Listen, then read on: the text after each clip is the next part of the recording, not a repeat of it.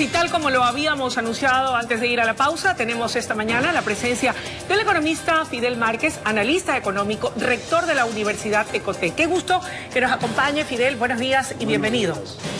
Nuevos vientos parece que soplan en el país ya desde hace algún tiempo atrás, pero particularmente en lo personal me llamó mucho la atención la presencia de Mike Pompeo, secretario de Estado de los Estados Unidos, quien ha dicho que la relación bilateral con Ecuador resurge gracias al liderazgo del presidente Lenín Moreno. ¿Será esta, cree usted, la antesala de ese anhelado acuerdo o tratado comercial con Estados Unidos?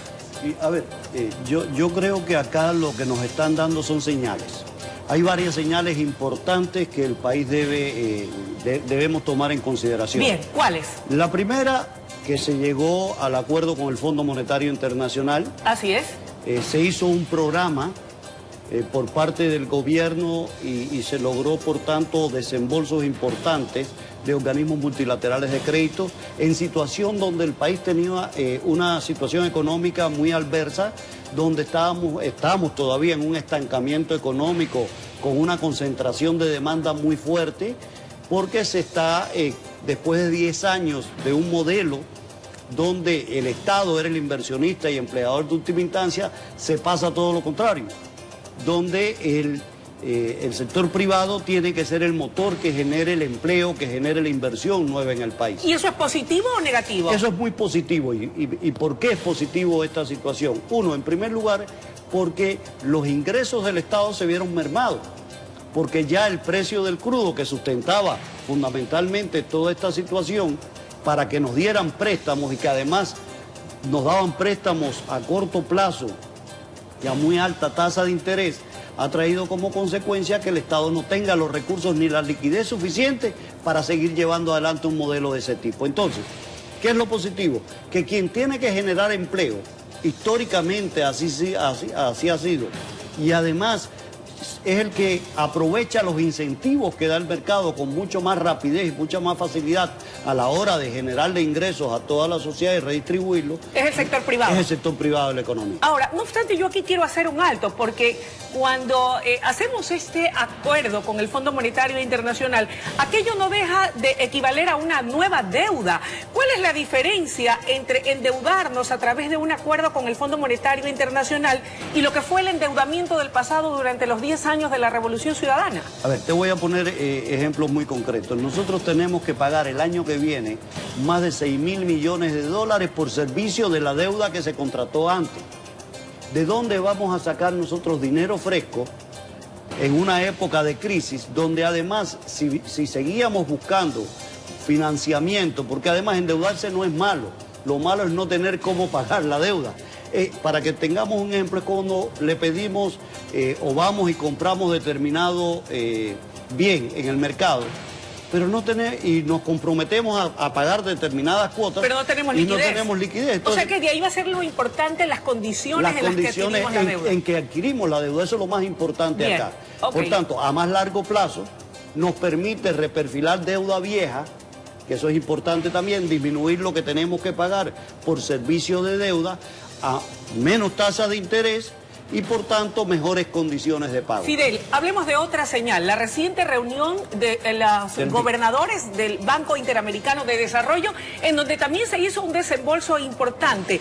Sin embargo, hay voces contrarias a acceder a estos préstamos o acuerdos con organismos internacionales como el FMI o como el BID y otros organismos multilaterales, porque dicen, ¿a dónde queda la soberanía del Estado? ¿Qué pasa? ¿Nos estamos entregando y haciendo lo que nos digan y aplicando una receta fondomonetarista, aún cuando habrán muchas personas que se queden sin empleo, sobre todo en el sector público? Sí, a ver, mira, tenemos que tomar nosotros en consideración algunas cuestiones. Uno, el empleo que se creaba fundamentalmente en el sector público era empleo de corta duración y además empleo no sustentado en la productividad. Bien. Entonces, bajo ese preceptos son empleos que no van a tener durabilidad, no son sostenibles en el tiempo y por tanto es pan para hoy y hambre para mañana.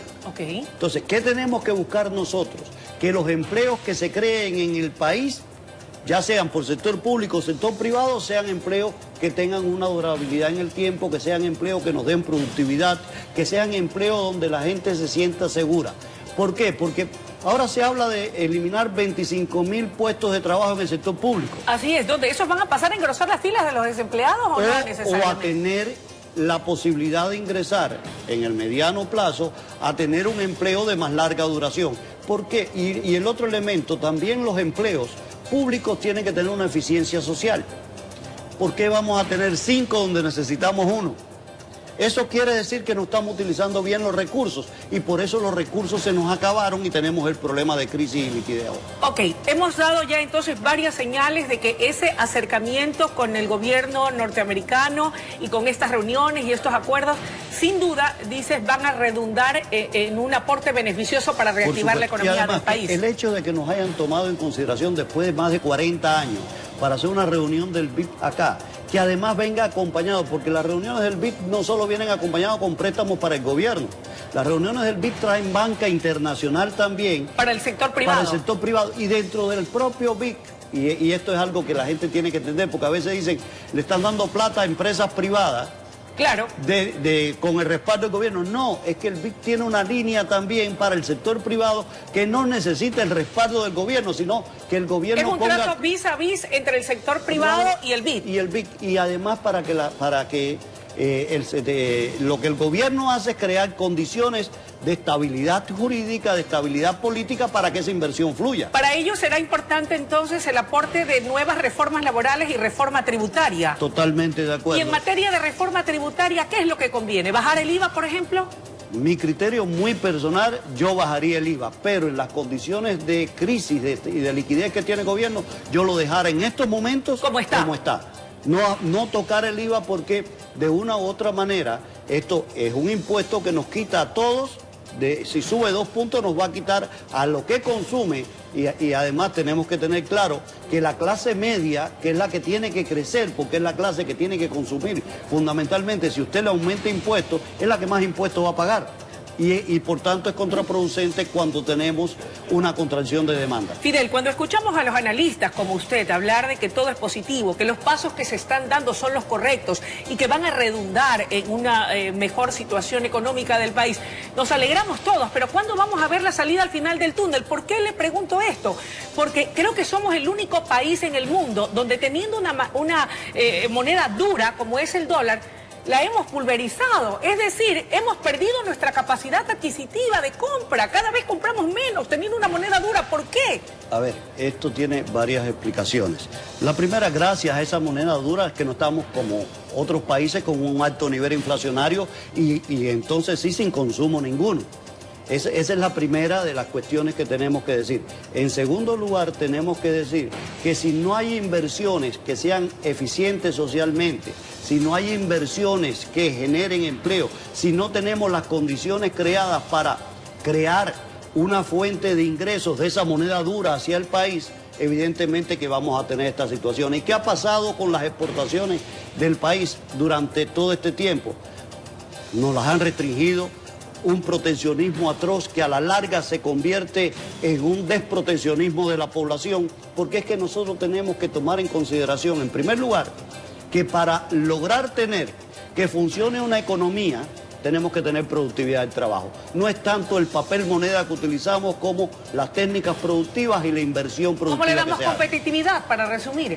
Le damos competitividad quitándole restricciones al mercado, le damos competitividad permitiendo y que fluya la inversión en el país, tanto nacional como extranjera, y además de eso le damos competitividad permitiendo que la nueva tecnología, que la nueva economía realmente entre al país. Fidel, concluyo preguntándole algo muy concreto. ¿Cuándo vamos a ver la luz al final del túnel? ¿Qué tiempo más tiene que pasar de la aplicación de estas medidas para que empecemos a ver resultados y que nuestro dinero gane en valor?